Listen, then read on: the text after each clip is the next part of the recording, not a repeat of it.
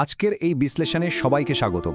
আজ আমরা প্রাচীন আরবের এমন একটা রোমাঞ্চকর লোককথা নিয়ে কথা বলবো যা শুনলে শুধু যে গা ছমছম করবে তা কিন্তু নয়, বরং জীবনের খুব গভীর কিছু সত্য আমাদের সামনে পরিষ্কার হয়ে যাবে।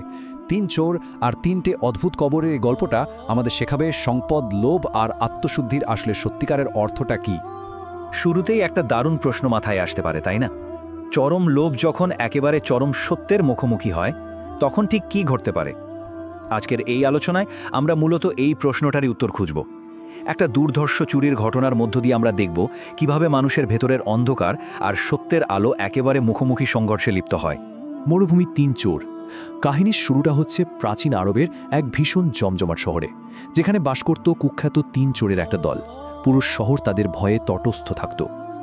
এখন এখানকার সবচেয়ে চিত্তাকর্ষক বিষয় হল এই ৩ চোরের চরিত্রের অদ্ভুত বৈপরীত্য। ব্যাপারটা একটু ভেঙে বলি। দলের সর্দার মানে কলিম, সে ছিল একেবারে মাস্টার মাইন্ড। তার বুদ্ধি ভীষণ তীক্ষ্ণ, কিন্তু অহংকার আর লোভ ছিল যেন সমুদ্রের মতো গভীর। অন্যদিকে মফিজ হল দলের পেশি শক্তি। উটের পায়ের মতো শক্তিশালী তার বাহু, পাথরের সিন্দুক ভাঙতে সে একেবারে ওস্তাদ, কিন্তু মগজে বুদ্ধি বেশ কম। আর সেলিম, সে হলো দলের পাহারাদার এবং বলতে গেলে সবচেয়ে ভীতু স্বভাবের। সে আবার গোপনের স্বপ্ন দেখত চোরটোর না হয়ে ছোট্ট একটা খেজুর বাগানে ছাগল পুষে শান্তিতে বাঁচার। তার মানে তার হৃদয়ে তখনও একটুখানি হলেও বিশ্বাসের আলো টিমটিম করে জ্বলছিল। এরপরেই আসে গোরস্থানে ডাকাতির সেই রাত। এই ৩ চোরের রুটিন মাফিক জীবনে হঠাৎ করেই একদিন একটা বিশাল পরিবর্তন চলে এলো, যা তাদের টেনে নিয়ে গেল এক অদ্ভুত আর ভয়ঙ্কর গন্তব্যে। গোরস্থানের পরিবেশটা একবার কল্পনা করা যাক। ঘুটঘুটে অন্ধকার রাত, মেঘের আড়ালে চাঁদ লুকিয়েছে। চারিদিকে শুধু শুকনো খেজুর গাছের ছায়া আর বাতাসের শোঁ শোঁ শব্দ। জায়গাটা আগে থেকেই জিন ভূতের আড্ডাখানা হিসেবে বেশ পরিচিত। শক্তিশালী দানব মফিজ আর ভীতু সলিম তো ভয়ে এমনিতেই কাঠ হয়ে গিয়েছিল। তাদের বারবার মনে হচ্ছিল কোনো অদৃশ্য অশুভ আত্মা বুঝি তাদের দিকে তাকিয়ে আছে। কিন্তু ওই যে কলিমের সীমাহীন লোভ আর ধমকের কাছে তাদের সেই ভয় খুব একটা ধোপে টিকল না। ধনসম্পদের অন্ধমোহে তারা ঠিকই গোরস্থানের ভেতরে ঢুকে পড়ল। ৩টি কবর আর ৩টি শিক্ষা। গোরস্থানের একেবারে এক কোণে গিয়ে তারা সম্পূর্ণ আলাদা আর অদ্ভুত ৩টে প্রাচীন কবর আবিষ্কার করল। এখানেই মূলত গল্পের আসল রহস্যটা লুকিয়ে আছে। চলুন সামনের দিকে এগিয়ে যাই এবং দেখি কিভাবে ঘটনার মোড় ঘুরে। প্রথম কবরটা খুঁড়ে তারা পেল একটা পাথরের সিন্দুক। আনন্দে আত্মহারা হয়ে সিন্দুক ভাঙতেই তারা দেখল কোনো সোনা দানা নেই, আছে শুধু পুরনো চামড়ার একটা পুঁথি। চরম হতাশ হয়ে তারা দ্বিতীয় কবরটা খুঁড়ল, আর সেখানে পেল একটা মাটির পাত্র আর শুকনো রুটি। ভাবা যায়। এরপর তৃতীয় কবরে একটা ছোট কাঠের বাক্সে মিলল একটা তসবিহ আর একটা ভাঙা আয়না। একটু ভাবলেই বোঝা যায় কোটিপতি হওয়ার স্বপ্নে বিভোর ৩ চোর পেল কিনা পুঁথি, শুকনো রুটি আর ভাঙা আয়না। তাদের হতাশার ক্ষোভ তখন একেবারে চরমে, কিন্তু তারা ঘুণাক্ষরেও বুঝতে পারেনি যে এই জিনিসগুলো আসলে মোটেও কোনো সাধারণ বস্তু নয়।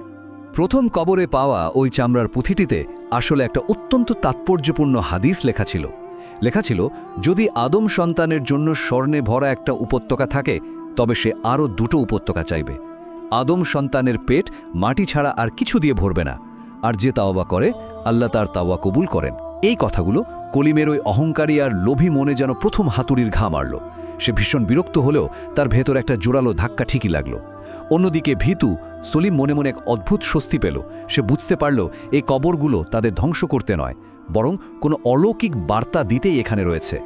এরপর দ্বিতীয় কবরের সেই মাটির পাত্র আর শুকনো রুটির রহস্য উন্মোচিত হল। পাত্রের গায়ে লেখা ছিল সূরা বাকারার ৪৫ নম্বর আয়াত, আর তোমরা ধৈর্য ও সালাতের মাধ্যমে সাহায্য প্রার্থনা করো। আর ঠিক এর নিচেই লেখা ছিল এক মমিন ব্যক্তির গল্প, যিনি চরম ক্ষুধার্ত অবস্থায় একটা রুটি পেয়েও নিজের ক্ষুধা ভুলে সেটা একটা ক্ষুধার্ত কুকুরকে খাইয়ে দিয়েছিলেন, আর এর বিনিময়ে আল্লাহ তাকে দুনিয়া ও আখেরাতে পুরস্কৃত করেছিলেন। এই অভাবনীয় গল্প পড়ে অন্যের সম্পদ লুটে খাওয়া চোরদের চোখে রীতিমতো পানি চলে এলো। মফিজের মতো পাষাণ হৃদয়ের পেশিবহুল দানবও অনুশোচনায় মাথা নিচু করে ফেলল। তবে সবচেয়ে বড় মানসিক ধাক্কাটা এলো তৃতীয় কবরে গিয়ে। সেখানে পাওয়া সেই ভাঙা আয়নায় যখন তারা উঁকি দিল, তারা কিন্তু নিজেদের সাধারণ চেহারাটা দেখল না। তারা দেখল তাদের ভেতরের কুৎসিত রূপটা, লোভ, হিংসা আর পাপে ভরা এক অন্ধকার আত্মা। আয়নাটি যেন আক্ষরিক অর্থেই তাদের বিবেকের চোখ খুলে দিল। সাথে ছিল একটা তসবিহ এবং এক কুখ্যাত ডাকাতের কাহিনী। যিনি জীবনের একেবারে শেষ ভাগে এসে খাঁটি তওবা করে সৎ পথে ফিরে এসেছিলেন এবং আল্লাহর ক্ষমা লাভ করেছিলেন। এটা ছিল তাদের জন্য একেবারে চূড়ান্ত একটা মানসিক আঘাত।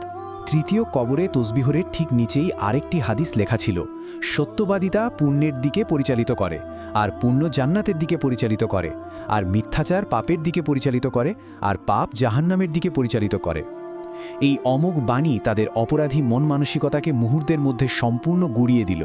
তারা অবশেষে বুঝতে পারল এই 3 কবর আসলে কোনো গুপ্তধনের খনি নয়, বরং এগুলো তাদের মৃতপ্রায় আত্মাকে জাগিয়ে তোলার জন্য পাঠানো এক ঐশী সতর্কবার্তা।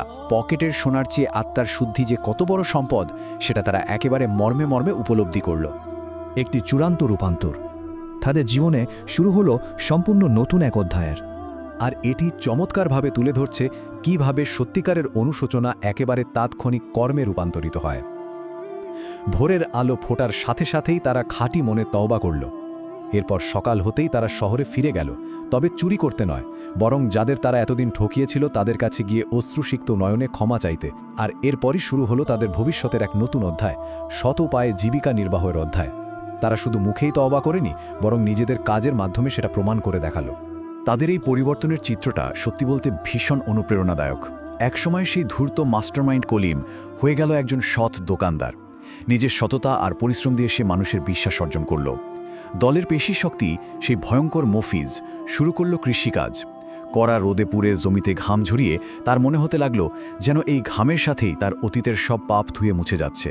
আর ভীতু পাহারাদার সলিম তার সেই ছোটবেলার স্বপ্ন পূরণ করে সে চমৎকার একটা মুরগির খামার দিল। একসময়ের ত্রাস সৃষ্টিকারী 3 চোর পরিণত হল সমাজের সবচেয়ে সম্মানিত এবং পরিশ্রমী মানুষে। জীবনের আসল সম্পদ। চলুন এই অসাধারণ কাহিনী থেকে পাওয়া জীবনের আসল সম্পদগুলো আসলে কি তা একটু গভীরভাবে জেনে নেওয়া যাক। এখানকার প্রথম শিক্ষাটি হল লোভ সম্পর্কে চরম সতর্কতা। লোভ হচ্ছে এমন এক ধ্বংসাত্মক অন্ধত্ব যা মানুষের নৈতিকতা, সহমর্মিতা আর স্বাভাবিক বিচারবুদ্ধিকে পুরোপুরি কেড়ে নেয়। খেয়াল করে দেখুন, কলিম আর তার দলের অন্ধ লোভ তাদের শুধু কবরস্থান পর্যন্তই টেনে নিয়ে যায়নি, বরং সমাজে একটা ভয়াবহ আতঙ্কের সৃষ্টি করেছিল। সীমাহীন লোভ মানুষকে অনিবার্য পতনের দিকে ঠেলে দেয়, সেটা ব্যক্তিগত জীবন হোক কিংবা সামাজিক জীবন। দ্বিতীয় গুরুত্বপূর্ণ বিষয়টি হল তওবা বা অনুশোচনা। গোরস্থানে সেই 3 চোরের কান্না আমাদের শেখায় যে মানুষ যত বড় পাপী করুক না কেন, অনুতপ্ত হৃদয়ে ফিরে এলে ঐশী ক্ষমার দরজা কখনোই বন্ধ থাকে না।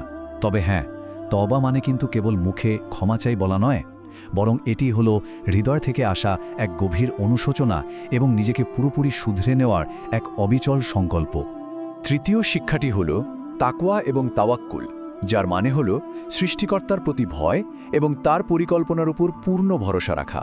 তৃতীয় কবরের সেই অনুতপ্ত ডাকাতের গল্পটি আমাদের যেমনটা দেখিয়েছে, তাকওয়া মানুষকে সবসময় পাপ থেকে দূরে রাখে, আর তাওয়াক্কুল দেয় অভাবনীয় এক মানসিক শান্তি। দুনিয়ার হাজারো প্রলোভন আর ফিতনার মাঝে এই 2টি গুণই পারে আমাদের মনকে স্থির এবং নিরাপদ রাখতে। চতুর্থ এবং শেষ স্তম্ভটি হল সবর বা ধৈর্য। দ্বিতীয় কবরের সেই ক্ষুধার্ত মুমিনের গল্পের কথা একবার স্মরণ করা যেতে পারে। নিজের চরম অভাবের মাঝেও অল্পে সন্তুষ্ট থাকা এবং অন্যের জন্য ত্যাগ স্বীকার করাই হল সবরের আসল সৌন্দর্য। এই সবর বা অল্পে তুষ্টি হল মানুষের অন্তহীন চাহিদার সবচেয়ে বড় প্রতিষেধক। যা আছে তা নিয়ে সন্তুষ্ট থাকতে পারলেই কেবল লোভের এই বিষাক্ত শিকল থেকে মুক্তি পাওয়া সম্ভব। সুতরাং এখানকার সবচেয়ে গুরুত্বপূর্ণ পয়েন্টটি হল জীবনধারার এই বিশাল পার্থক্যটা উপলব্ধি করা।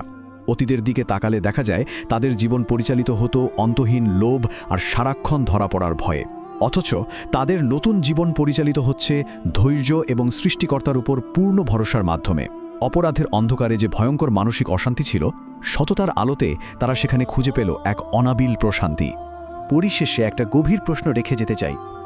ভাঙা আয়নায় চোরেরা যেমন নিজেদের আসল রূপ দেখেছিল, ঠিক তেমনি আমরা যখন নিজেদের কাজের আয়নায় প্রতিবিম্ব দেখি, তখন সেখানে জীবনের কোন সত্যিকারের সম্পদটা ফুটে ওঠে? সেখানে কি শুধুই দুনিয়ার মোহ, নাকি সততা আর আত্মশুদ্ধির আলো প্রতিফলিত হয়? এই প্রশ্নটা নিয়ে একটু গভীরভাবে ভাবার অবকাশ রইল। আজকের মতো আমাদের এই বিশ্লেষণ এখানেই শেষ করছি। নতুন কোনো বিষয় নিয়ে আবারও দেখা হবে। ততক্ষণের জন্য ভালো থাকবেন এবং চিন্তাশীল থাকবেন।